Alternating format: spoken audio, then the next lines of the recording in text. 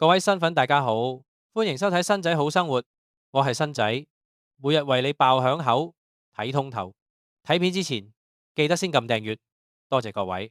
大家好，我係新仔，今日同大家講一單震驚全日本嘅新聞，案情真係反轉再反轉，比好多偵探片更加離奇。講緊嘅係日本京都府南丹市一名11歲男童安達傑希嘅死亡案件。呢單案最初睇落只係一個普通嘅失蹤案，點知發展落去，竟然變成一宗疑似殺人棄屍嘅重大刑案，仲要涉嫌嘅人竟然係佢身邊最親近嘅人繼父。到底點解一個11歲嘅細路會咁樣消失？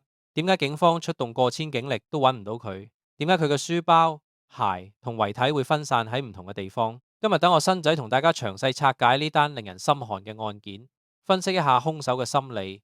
仲會講下日本社會近年類似嘅悲劇。先講返呢單案嘅來龍去脈。今年3月23號係日本學校3年休之後嘅第一個上課日，亦都係安達傑希就讀嘅原部小學舉行畢業典禮嘅日子。當日朝早8點左右，佢嘅37歲繼父安達休貴話揸車送佢去學校附近，但係佢落車之後就人間蒸發咗。班主任大約喺8點半發現佢缺席，但係竟然誤以為佢當日請咗假。結果等到11點50分，畢業典禮完結之後，先通知佢阿媽，中間足足有3個鐘頭嘅空白期。呢個延誤對於搜救嚟講可以話係致命嘅。事件發生之後，京都府警方大為緊張，出動咗大約1000名警力，甚至去到1500人次，喺成個南丹市範圍內展開地毯式搜索。但係神奇嘅事情就發生啦。3月29號，即係男童失蹤後第6日，有位親戚喺距離學校西邊大約3公里嘅山區揾到佢返學用嘅黃色書包，但係你要知道呢個地點之前已經俾人搜過3次，竟然都揾唔到一個咁顯眼嘅黃色書包，呢一點已經令人覺得好奇怪。到咗4月12號，警方又喺學校同住所之間嘅山區揾到佢嘅黑色運動鞋，但係呢個地點距離發現書包嘅地方相差大約5公里。最終喺4月13號下午4點45分，警方喺距離學校西南面大約2公里嘅一個樹林入邊，發現咗安達傑希嘅遺體。遺體係仰臥狀態，暴露喺野外，冇任何被掩埋或者刻意隱藏嘅痕跡，而且冇着鞋。司法解剖結果顯示，遺體上冇明顯嘅外傷，死因不明，推測死亡時間係3月下旬。成個案件最大嘅疑點就係遺體、書包同鞋分散喺3個唔同嘅地方，而且相隔好遠。警方認為一個11歲嘅細路冇可能自己喺冇着鞋嘅情況下喺崎嶇嘅山林入邊長距離移動。更加令人起疑嘅係，發現遺體嘅地方非常偏僻，連當地居民都話嗰條路只有當地人或者熟悉地形嘅人先會入去。一個80歲嘅居民仲話：我成日帶狗去散步，幾乎冇人會去嗰度。如果有細路喺附近，狗應該會叫，但係乜都冇。我覺得係熟悉地形嘅人將遺體運嚟丟棄嘅。呢番話呢，直接將疑點指向咗熟人作案。果然，警方嘅調查方向轉向咗身邊嘅人。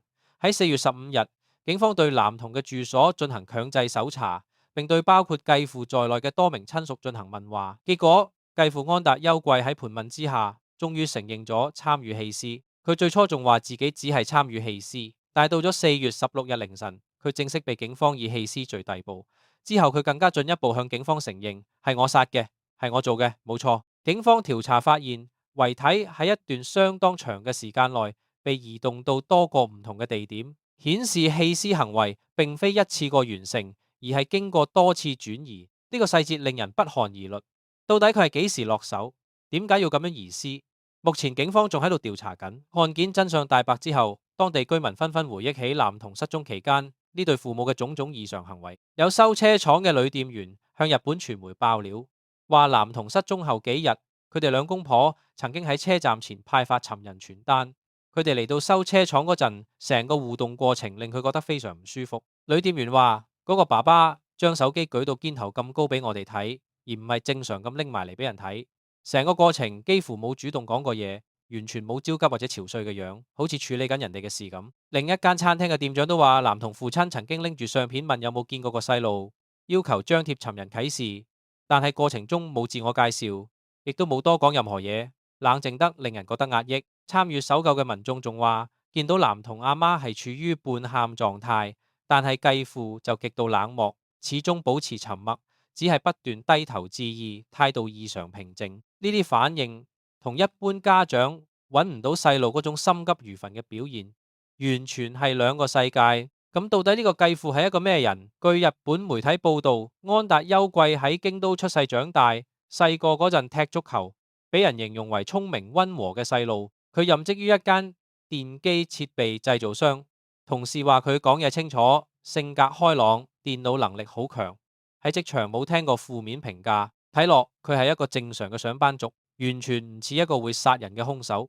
但係佢嘅背景有一啲值得注意嘅細節。原來佢之前結過一次婚，前妻大佢16歲，兩個人有仔女。後來佢同安達傑希嘅阿媽發展地下情，喺舊年年底再婚，仲入贅咗去安達家，跟咗老婆嘅姓氏。安達傑希嘅阿媽喺21歲就生咗佢，之後離婚，獨力湊大個仔。換句話說，安達傑希同呢個繼父一齊住，只係短短幾個月嘅時間，就已經發生咗呢單悲劇。另外，安達優貴嘅原生家庭都比較複雜。佢細個嗰陣幾乎係冇父母嘅存在，係由阿嫲湊大嘅。呢個成長背景，或者可以解釋到佢某啲心理上嘅缺陷。講到呢度，大家一定會問，點解個繼父會對自己嘅繼子落手？目前警方仲未公布正式嘅犯案動機，但係我哋可以嘗試從日本社會嘅角度去分析一下。日本社會出名壓力大、競爭激烈，尤其是係對於再婚家庭嚟講，要適應一個新嘅家庭成員，建立新嘅關係，本身已經唔容易。安達優貴同老婆嘅年齡相差8年。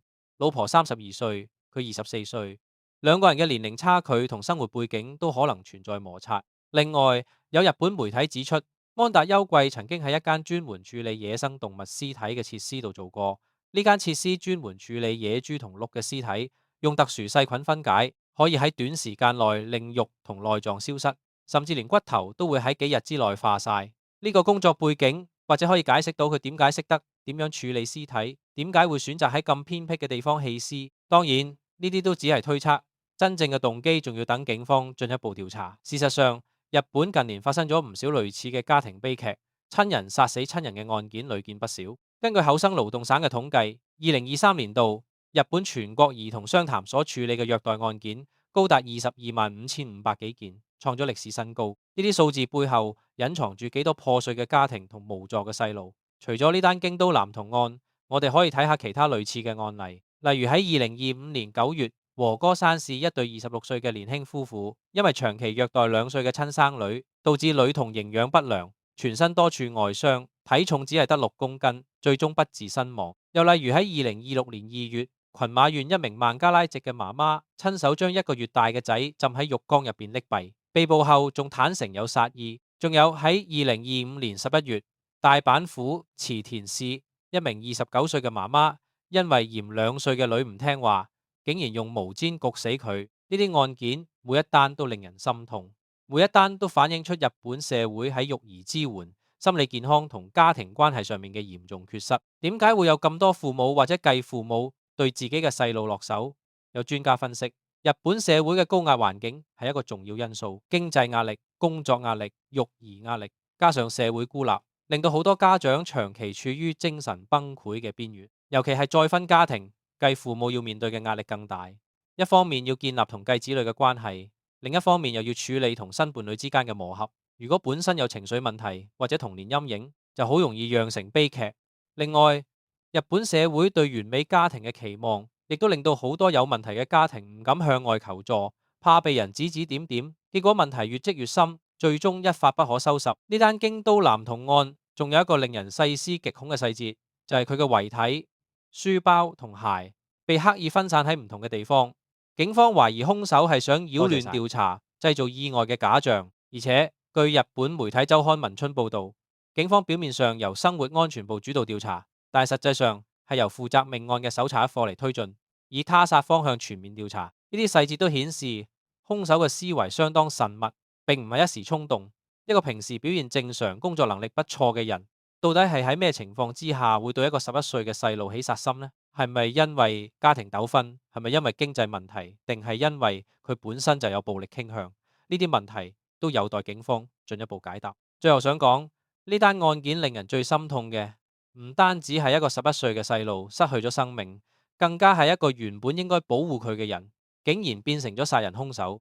安達傑希喺學校冇缺課記錄，平時表現正常，佢嘅死絕對唔應該被淡忘。呢單案亦都提醒我哋，社會上嘅每一個人，無論係鄰居、老師定係親友，如果察覺到身邊嘅家庭有異常，或者有細路可能受到威脅，千祈唔好怕麻煩，要主動伸出援手，或者向相關機構通報。好多時候，一個細路嘅生命可能就係取決於身邊人有冇及時行動。今集講到呢度，你對呢單案件又有咩睇法？你覺得日本社會可以點樣改善，去防止呢類家庭悲劇再次發生？歡迎你喺下面留言，同我哋一齊討論。我哋下集再傾，拜拜。好啦，單料就講到呢度。如果覺得新仔分析得唔錯，記得撳個 like、留言同埋分享出去。最緊要係訂閱新仔好生活頻道。你嘅每一個支持都係我哋最大動力。